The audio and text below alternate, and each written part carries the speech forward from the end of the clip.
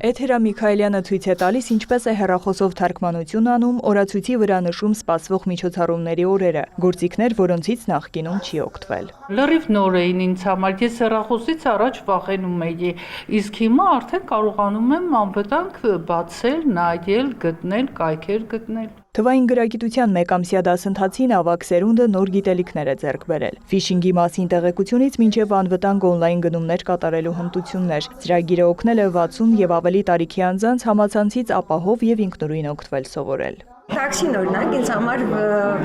միակ հնարավորությունն էր, որ պետք է զանգեի անպայման։ Հիմա ես արդեն կարող եմ հեռախոսով այն անել։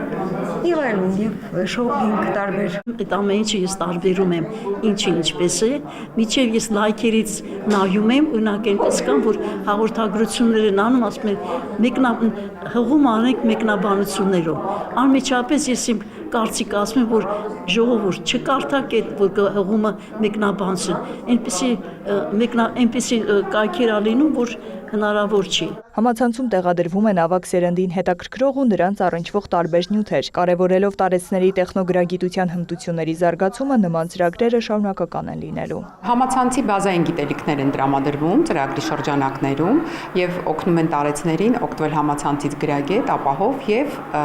ստանալ այն տեղեկատվությունը հավաստի աղբյուրներից, որը որ իրենց հարկավոր է։ Ծրագիրը իրականացնում ենք ինֆորմացիայի ազատության կենտրոնի ՀԿ-ի հետ եւ Գերմանական միջազգային համագործակցություն ընկերության ֆինանսավորմամբ։ Բավականին ինքնավստահության ավելացման դրդում, ինչու՞ չէ նաև տեսանկյունից, որ շատ դեպքերում մենակության զգացում ունեն տարեցները, սոցիալական իզոլացիայի խնդիր կա, այս դասընթացների շնորհիվ կարող ենք նաև դիտարկել են փաստը, որ խմբային աշխատանք կարող է լինել, որը եւս դրական ազդեցություն ունի տարեցների կյանքում։ Դե իսկ այսօր նրանց վերջին դասն էր, հանդիպման ավարտին բոլորը վկայագրեր ստացան։ Նարեկ Ոսկանյան, Ռոմիկ Խաչատրյան, լուրեր։